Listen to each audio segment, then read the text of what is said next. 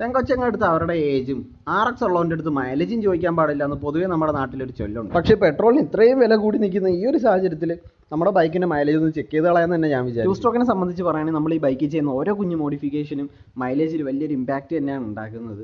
അതായത് for example ഇപ്പോൾ നമ്മൾ നോക്കുകയാണെങ്കിൽ റിയർ 16 ഇഞ്ച് വീലിന് ഒരിക്കലും നമ്മുടെ സ്റ്റോക്ക് 18 ഇഞ്ച് വീലിൻ്റെ മൈലേജ് നമുക്ക് തരാൻ സാധിക്കും. ഫ്രണ്ട്സ്, നമ്മളപ്പോൾ ബൈക്കിൻ്റെ മൈലേജ് ചെക്ക് ചെയ്യുന്നതിന് മുമ്പ് തന്നെ ഞാൻ ഫസ്റ്റ് ഇവിടെ വണ്ടിയുടെ ഒരു ചെറിയൊരു സ്പെക്ക് ഇവിടെ ഞാൻ ലിസ്റ്റ് ചെയ്യാം. ഇതൊരു 1997 മോഡൽ 4 സ്പീഡ് RX Z ആണ്. 26,000 കിലോമീറ്റേഴ്സ് ഇതുവരെ കവർ ചെയ്തിട്ടുണ്ട്.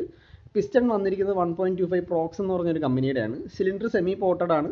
അതേപോലെ തന്നെ പോർട്സ് ഒക്കെ പോളിഷും ചെയ്തിട്ടുണ്ട്. പിന്നെ മാത്രമല്ല അതിപ്പം സിംഗിൾ ഗ്രീൻ ബേസ് ഗ്യാസ്കറ്റ് ആണ് യൂസ് ചെയ്തിരിക്കുന്നത്. സ്പാർക്ക് പ്ലഗ് വന്നിട്ട് ഇറിഡിയം ആണ്. കാർബറേറ്റർ 4 സ്പീഡിൻ്റെ തന്നെയാണ് സ്റ്റോക്ക് കാർബറേറ്റർ. അതേപോലെ ജെറ്റ്സ് യൂസ് ചെയ്തിരിക്കുന്നത് ഒറിജിനൽ 4 സ്പീഡിൻ്റെ ജെറ്റ്സ് ആണ്. അതേപോലെ തന്നെ ചെയിൻ സ്പ്രോക്കിനെ പറ്റി പറയുകയാണെങ്കിൽ അതും സ്റ്റോക്ക് RX Z 4 സ്പീഡിൻ്റെ തന്നെയാണ്. പിന്നെ 2T ഓയിൽ ഞാൻ പ്രീമിക്സ് ചെയ്താണ് ഒഴിക്കുന്നത്. വാൽവലിൻ എന്ന് പറഞ്ഞൊരു ഓയിലാണ് ഒഴിക്കുന്നത്. പിന്നെ head 40L5 single head gasket ആണ് യൂസ് ചെയ്ത് ഫിറ്റ് ചെയ്തിരിക്കുന്നത്. പിന്നെ ടയേഴ്സ് ഫ്രണ്ട് 18 റിയർ 16 ഇഞ്ചാണ്. എക്സോസ്റ്റ് ഇൻബിൾട്ട് കാറ്റ്. അപ്പോൾ ഇത്രയും ചേഞ്ചസ് ആണ് നമ്മൾ വണ്ടിയിൽ വരുത്തിയിരിക്കുന്നത്. അപ്പോൾ എടുത്ത് പറയത്തക്ക ചേഞ്ചസ് ഉണ്ട്. മെയിനായിട്ട് സിലിണ്ടർ 1.25 ഒക്കെയാണ്. അപ്പം മൈലേജ് സ്വാഭാവികമായിട്ടും കമ്പനി വരെ മൈലേജ് ഒന്നും ഒരിക്കലും കിട്ടത്തില്ല. ഫ്രണ്ട്സ്, നമ്മളപ്പോൾ മൈലേജ് കണ്ടുപിടിക്കാൻ പോകുന്നത് എല്ലാവരും യൂസ് ചെയ്യുന്ന ആ ഒരു സിമ്പിൾ ടെക്നിക്ക് യൂസ് ചെയ്ത് തന്നെയാണ്. വേറെ ഒന്നുമല്ല, ഒരു 100 ml ജസ്റ്റ് ഒരു ബോട്ടിൽ എടുത്തിട്ട് നമ്മൾ വണ്ടിയിലേക്ക് ഒഴിക്കും. എന്നിട്ട് അത് തീരുന്നവരെ ജസ്റ്റ് ഒരു റൗണ്ട് അടിക്കും. അപ്പോഴത്തേക്ക് ആ കിട്ടുന്ന കിലോമീറ്ററിനെ ഇൻറ്റു 10 ചെയ്ത് കഴിഞ്ഞാൽ 1 ലിറ്ററിൽ എത്ര കിലോമീറ്റർ ഓടുമെന്നുള്ളത് നമുക്ക് കാൽക്കുലേറ്റ് ചെയ്യാം. അതുകൊണ്ട് ഫ്രണ്ട് ഞാനിവിടെ വീട്ടിൽ വെച്ച് തന്നെ ആദ്യം ഒരു 100 ml അളന്ന് ഇതിൽ ഒഴിച്ചിട്ടുണ്ട്. അപ്പോൾ ഇത് ഞാൻ കറക്റ്റ് ആക്യുറേറ്റ് 100 ml തന്നെയാണ്. ഓക്കെ, അപ്പോൾ ഇതിനെ നമ്മളിനി നമ്മുടെ ബൈക്കിലുള്ള പെട്രോൾ ഫുള്ള് ഊറ്റി ഒരു കുപ്പിലോട്ടാക്കിയിട്ട് ഇതിനതിലോട്ട് ഒഴിക്കും. എന്നിട്ട് നിശ്ചിത കിലോമീറ്റർ ഓടിച്ച് നോക്കുന്ന പരിപാടിയാണ്. അപ്പോൾ ഫ്രണ്ട്സ്, ഞാനിപ്പം ആ 100 ml ഒഴിച്ചിട്ടില്ല. ഫുള്ള് ഊറ്റി കളഞ്ഞ് ജസ്റ്റ് കാർബിൽ നിൽക്കുന്ന പെട്രോൾ തീരാൻ വേണ്ടി ജസ്റ്റ് ഒരു വണ്ടി പുറത്തോട്ട് എടുക്കുകയാണ്. അപ്പോൾ കുറച്ച് ദൂരം ഓടിച്ചപ്പോൾ തന്നെ കാർബിലെ പെട്രോൾ ഫുള്ള് തീർന്നിട്ടുണ്ട്. ടാങ്ക് കാലിയാണിപ്പോൾ. വണ്ടി ഫുൾ ഓഫായി നിന്നു. അപ്പോൾ നമുക്കിനി ആദ്യം ഇതിൻ്റെ ഇനിഷ്യൽ റീഡിങ് എത്രയാണെന്ന് നോട്ട് ചെയ്യാം. 26,532 കിലോമീറ്റർ 0 മീറ്റർ. ഓക്കെ, ഈ കിലോമീറ്റർ നമ്മൾ നോട്ട് ചെയ്യണം.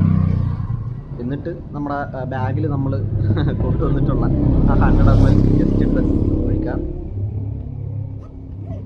ഫ്രണ്ട്സ്, ഞാനിപ്പോൾ ഇങ്ങനത്തെ ഒരു ചെറിയൊരു മെത്തഡാണ് യൂസ് ചെയ്യുന്നത്. നിങ്ങൾക്ക് ഇഷ്ടമുള്ള രീതിയിൽ നിങ്ങൾക്ക് ഒഴിച്ച് ടെസ്റ്റ് ചെയ്യാം. ചിലർ 1 ലിറ്റർ ഒഴിച്ച് ടെസ്റ്റ് ചെയ്യുന്നവരുണ്ട്. ഓരോരുത്തരുടെ സൗകര്യം പോലെ. ഞാനിപ്പം ജസ്റ്റ് ഓക്കെ, നമുക്ക് ആ 100 ml ഇതിലോട്ട് ഒഴിച്ച് വണ്ടി എത്ര കിലോമീറ്റർ ഓടുമെന്ന് നോക്കാം.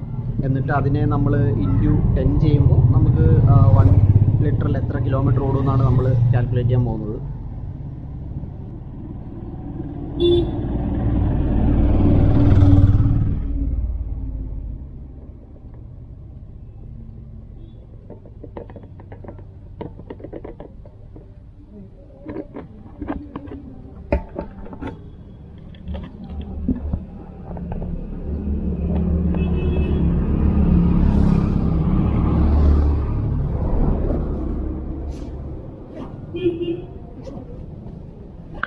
ഓക്കെ ഫ്രണ്ട്സ്, നമ്മളപ്പോൾ ഈ ഒഴിച്ച് ഈ ഒരു 100 ml പെട്രോളിൽ എത്ര കിലോമീറ്റർ ഓടുമെന്ന് നമുക്ക് ജസ്റ്റ് ഒന്ന് കാൽക്കുലേറ്റ് ചെയ്ത് നോക്കാം.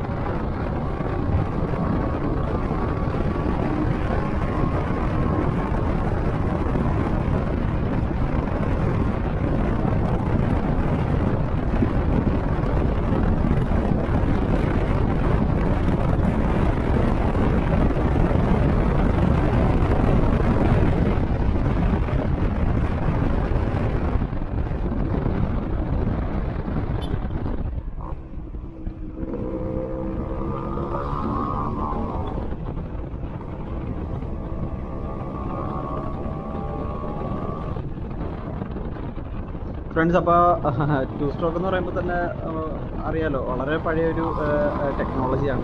മാത്രമല്ല വളരെ ഫ്യൂവൽ എഫിഷ്യൻസി വളരെ കുറഞ്ഞ വണ്ടികൾ തന്നെയാണ്. കാര്യം അതിൽ കംപ്ലീറ്റ് കമ്പഷൻ നടക്കുന്നില്ല. അതിൽ പാതിയിൽ കൂടുതൽ ഫ്യൂവലും എക്സോസ്റ്റ് വഴി പുകയായിട്ട് വെളി പോവുകയാണ് ചെയ്യുന്നത്. അപ്പം അവിടെ ഇൻകംപ്ലീറ്റ് കമ്പഷനാണ് ശരിക്കും പറയാൻ നടക്കുന്നത്.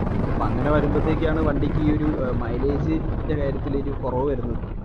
പക്ഷേ ഈ ഒരു മൈലേജിൻ്റെ കുറവ് ഈ വണ്ടി തരുന്ന ആ ഒരു ഹരം വെച്ച് കമ്പയർ ചെയ്യുമ്പം നമുക്ക് ഒരിക്കലും അതൊരു കുറവായിട്ട് ഫീൽ ചെയ്യത്തില്ല.